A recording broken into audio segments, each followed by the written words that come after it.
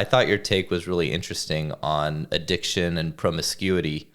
And I wanted to ask you about that. You know, for myself anyways, when I was in my, I think it was, probably right around high school, university, I had this desire to be extremely promiscuous. And I didn't know if that was just me being a young guy, or something else. And I noticed some people really had that, other people didn't. I feel like the guys who are drawn to my work have this desire on some regards as well, but they can't fulfill the desire, which leads them, to the dating coaching space, I guess you could say. But I never realized there was even a link. I didn't really ever think about it until you mentioned that when we talked the other day. So I wanted to pick your brain on that part. I think sex addiction is interesting, isn't it? Because if it's not porn addiction, it's actual meeting people and getting hooked on sex. It's a hard one to untangle because sex is natural. It's something that we do very naturally and we get involved in. If you're taking too much alcohol or drugs, that's not natural. So that's kind of quite easy to define. But sex is different, isn't it? So how do you know if and when you've got a sex addiction?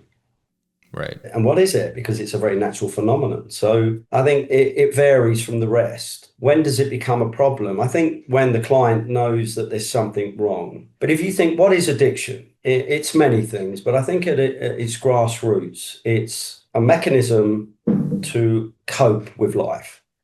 But within that, it's often a mechanism to avoid what it is that we don't want to cope with. So Gabor Mate is probably one of the greats in the world at the moment.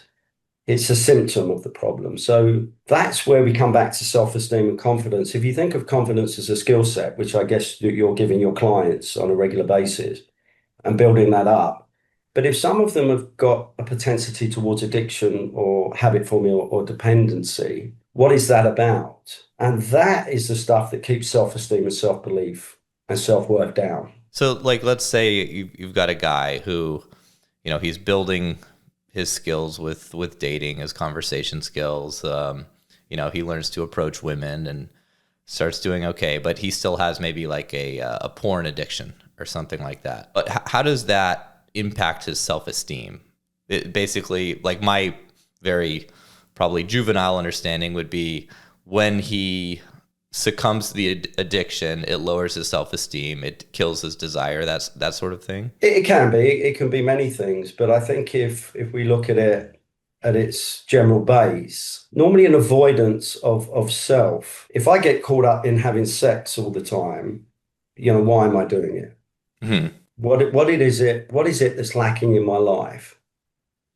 And the two great Carls is Carl Rogers and Carl Jung.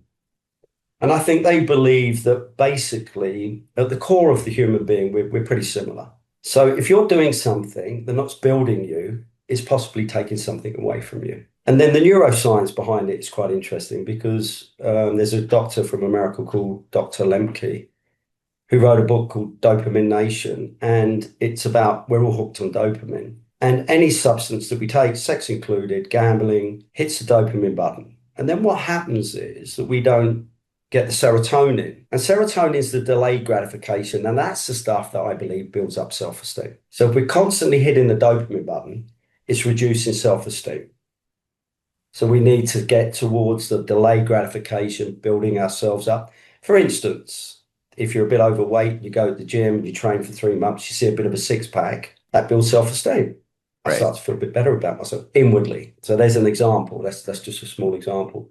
So it is, one takes away from you, the other gives you something. I see. If you keep taking it away from you, you're going to have a deficit. And if you build up your confidence and you've got lower self-esteem and you've got what I call a meta baseline, your baseline is going to be sloping. You need to bring up your self-esteem with your confidence. It doesn't mean we don't ride up and down from that baseline. Right. Because we're emotional human beings. But when we're up and they're both pretty much level and the baseline's level, we're firing pretty well. We don't need to avoid. We're doing the work, if you like. And we're doing stuff that feels good. And we're pretty much similar on that. How does therapy really tackle that? Good question, Robbie. I think the way that I work generally, if I'm doing an assessment with someone, I tell them, well, what I get them to do is to raise their self-awareness so that I call it the no BS approach. Okay. I will ask you questions after questions to get you to look at yourself inwardly under a microscope. It can drive you a little bit mad for a while, but what you do is you learn so much about yourself that once you realize what you're doing that isn't helping you, then you've got a choice. Mm-hmm. When you've got a choice, then you've got a choice between serotonin and dopamine, for instance. One's going to raise you, one's going to deplete you if you do too much of one or the other. Nothing wrong with either in the right proportion. That's how you get somebody to start to realize what I'm doing is not helping. But this, if I do that and slowly begin to do that, that will help me. And that's the way I work. That's a bit of a summary. But that's interesting. So it gives you the awareness. So each time you're at that decision point, fork in the road, you're like, I could do the addictive behavior that will release the dopamine, make me feel good now, but then I'll feel like crap after. Or I can do it's short-lived. Yeah. right. Or I could do the hard work I don't really want to do, but I know if I do it, I'm going to feel great down the road. So you're just kind of shining a light on that fork in the road more often, it sounds, because I think a lot of people just default to the addictive behavior. They don't even realize they're probably doing it. Well, you think about the conscious mind is about, 5%? If you're really clever, maybe 6 or 7, but say 5% of the conscious mind. So there's 95% of the mind working away. And the 5% can't possibly see what's going on. So unless you start to look. Mm-hmm. And Freud said about the pyramid, the iceberg. And the tip of the iceberg is the conscious, about 5%. Well, you've got the ability to see the mid-mind, but the choppy waters, which might be some trauma, some emotional stuff, you need to calm that to be able to see what's under the water. And that's the work, is talking about the stuff that's causing the froth and getting some clarity. Once you get that, you start to make the subconscious conscious. And that's the questioning, that's the interest. If you think about it, what are the 4 things we do that stop us seeing? Repression, suppression, denial, and rationalization. Mm-hmm. They are all avoidances of this part of the mind. So if I start to say, get curious, get interested, look inside of yourself, now you're turning that around. Now we start to have the possible ability to let stuff come up because of the interest and curiosity. Interesting. Wow, it's crazy to think that there's 95% we're not even consciously aware of, right? Yeah, it's crazy, isn't it? I mean, the mind's a very big place, and a lot of it's very deep, and some of it's very primal, and that has a bearing on addiction, I believe, the primal mind. Mm-hmm. If you think about it, if we were in a tribe way back, sapiens in the early days, there would have been a good reason to stick to a habit, to stick to a route, right, to stay on the path and not to vary. There would have been very good reasons. And I believe personally that that's still very much in play. So when we get caught up in a system and it's gratifying with a lot of dopamine, there might be a primal part that's saying, stick to this, we know this. And the irony is that part doesn't know whether it's good or bad for us. It just knows that it's possibly safer for us. So it's possibly outdated, but still very strong and powerful. Yeah, I don't remember where I heard this, but the idea was that the main function of, I guess, one of our brain, maybe the mammalian brain, they talked about the reptilian, the mammalian, the human. One of those is just primarily only interested in keeping us safe and keeping us away from danger. Just, do what you know, don't veer from that. That's dangerous, that's scary.